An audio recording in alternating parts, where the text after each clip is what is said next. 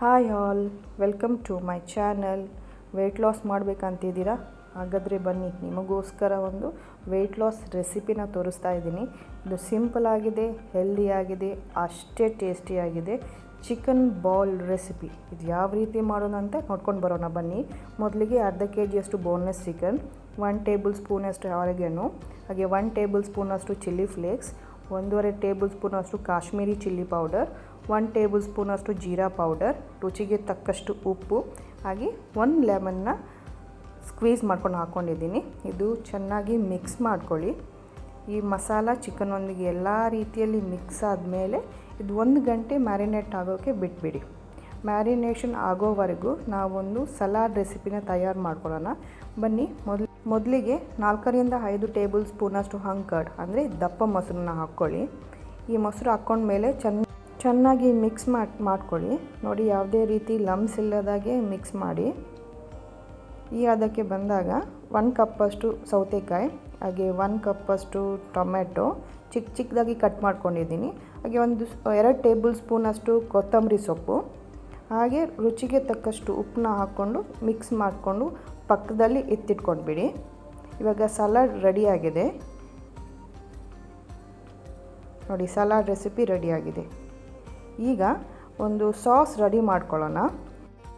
ಮೊದಲಿಗೆ 1/2 ಟೇಬಲ್ ಸ್ಪೂನಷ್ಟು ಕರಿಮೆಣಸು, ಹಾಗೆ 1/2 ಟೇಬಲ್ ಸ್ಪೂನಷ್ಟು ಜೀರಿಗೆ, 10ರಿಂದ 12 ಬೆಳ್ಳುಳ್ಳಿ ಹೆಸಳು, 1 ಮುಷ್ಟಿಯಷ್ಟು ಕೊತ್ತಂಬರಿ ಸೊಪ್ಪು, ಹಾಗೆ 2 ಟೇಬಲ್ ಸ್ಪೂನಷ್ಟು ಮಯೋನೈಸ್ನ ಹಾಕ್ಕೊಳ್ಳಿ.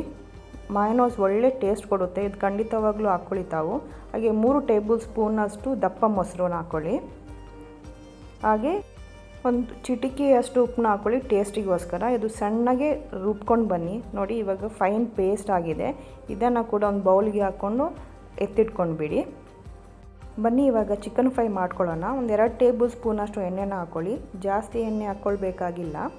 ಇವಾಗ ಮ್ಯಾರಿನೇಟ್ ಮಾಡಿರುವ ಚಿಕನ್ ಪೀಸಸ್ನ ಹಾಕ್ಕೊಂಡು ಚೆನ್ನಾಗಿ ಫ್ರೈ ಮಾಡ್ಕೊಳ್ಳಿ. ನೋಡಿ, ಇವಾಗ ನೀರೆಲ್ಲ ಬಿಟ್ಟು ಬರ್ತಾ ಇದೆಯಲ್ವ, ಈ ನೀರೆಲ್ಲ ಇಂಗಬೇಕು. ಒಂದು 6ರಿಂದ 8 ನಿಮಿಷ ಹೈ ಫ್ಲೇಮಲ್ಲಿ ಕುಕ್ ಮಾಡಿ. ಇದು ಜಾಸ್ತಿ ಹೊತ್ತು ಬೇಯಿಸಬೇಕಾಗಿಲ್ಲ, ಬೋನ್ಲೆಸ್ ಚಿಕನ್ ಆಗಿದ್ದರಿಂದ ಬೇಗ ಬೇಯುತ್ತೆ. ಹಾಗೆ ಒಂದು ಪ್ಲೇಟಿಗೆ ಎತ್ತಿಟ್ಕೊಂಡ್ಬಿಡಿ. ನೋಡಿ, ಇವಾಗ ಚಿಕನ್ ರೆಡಿಯಾಗಿದೆ. ಬನ್ನಿ, ಇವಾಗ ರೈಸ್ನ ಮಾಡ್ಕೊಳ್ಳೋಣ. 1 ಟೇಬಲ್ ಸ್ಪೂನಷ್ಟು ಎಣ್ಣೆ, 6ರಿಂದ 7 ಬೆಳ್ಳುಳ್ಳಿ ಹೆಸಳು ಫೈನಾಗಿ ಚಾಪ್ ಮಾಡ್ಕೊಂಡಿದ್ದೀನಿ.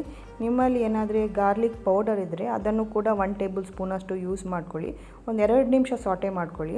ಹಾಗೆ ಬಾಸ್ಮತಿ ರೈಸ್ನ 20 ನೆನೆಯೋಕ್ಕೆ ಇಟ್ಕೊಂಡು ಬಿಟ್ಟಿದ್ದೀನಿ. 1 ಟೇಬಲ್ ಸ್ಪೂನಷ್ಟು ಟರ್ಮರಿಕ್ ಪೌಡರ್, 1/2 ಟೇಬಲ್ ಸ್ಪೂನಷ್ಟು ಜೀರಾ ಪೌಡರ್, 1/2 ಟೇಬಲ್ ಸ್ಪೂನಷ್ಟು ಚಿಲ್ಲಿ ಪೌಡರ್, ಹಾಗೆ ರುಚಿಗೆ ತಕ್ಕಷ್ಟು ಉಪ್ಪನ್ನ ಹಾಕ್ಕೊಂಡು ಚೆನ್ನಾಗಿ ಮಿಕ್ಸ್ ಮಾಡ್ಕೊಳ್ಳಿ. ಹಾಗೆ ನೆನಪಿರಲಿ, ರೈಸನ್ನ ಮಿಕ್ಸ್ ಮಾಡ್ಕೊಳ್ಳುವಾಗ ಮೃದುವಾಗಿ ಮಿಕ್ಸ್ ಮಾಡ್ಕೊಳ್ಳಿ, ಇಲ್ಲಾಂದರೆ ಕಟ್ಟಾಗೋ ಚಾನ್ಸಸ್ ಇರುತ್ತೆ.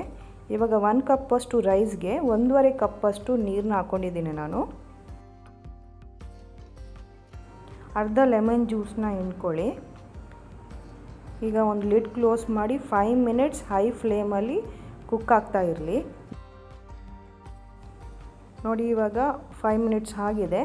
ಇವಾಗ ಒಂದು 10 to 15 ಮಿನಿಟ್ಸ್ ದಮ್ಗೆ ಇಟ್ಕೊಂಡ್ಬಿಡಿ. ಒಂದು ಲೋ ಫ್ಲೇಮಲ್ಲಿ 10 to 15 ಮಿನಿಟ್ಸ್ ಕುಕ್ ಆಗಲಿ. ನೋಡಿ, ಇವಾಗ ರೈಸ್ ಒಳ್ಳೆ ರೀತಿಯಲ್ಲಿ ಕುಕ್ ಆಗಿದೆ. ನೋಡಿ ಹೇಗಿದೆ ಅಂತ ನೋಡಿ, ಬಿಡುವಾಗಿ ಬಂದಿದೆ. ಈ ಥರ ಬರಬೇಕು ರೈಸು. ಇವಾಗ ಬನ್ನಿ ಸರ್ವ್ ಮಾಡ್ಕೊಳ್ಳೋಣ. ನಾನಿದನ್ನು ಗ್ಲಾಸ್ ಬೌಲಲ್ಲಿ ಸರ್ವ್ ಮಾಡ್ತಾಯಿದ್ದೀನಿ. ನೀವು ಪ್ಲೇಟಲ್ಲಿ ಕೂಡ ಸರ್ವ್ ಮಾಡ್ಕೊಳ್ಬೋದು.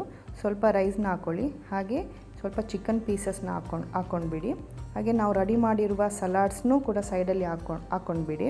ಈ ಸಲಾಡ್ಸ್ ಎಲ್ಲ ಹಾಕಿದ್ಮೇಲೆ ನಾವು ರೆಡಿ ಮಾಡಿದ್ವಲ್ಲ ಗಾರ್ಲಿಕ್ ಮತ್ತು ಕೊತ್ತಂಬರಿ ಸೊಪ್ಪಿನ ಸಾಸ್, ಇದನ್ನು ಹಾಕ್ಕೊಂಡ್ಬಿಡಿ.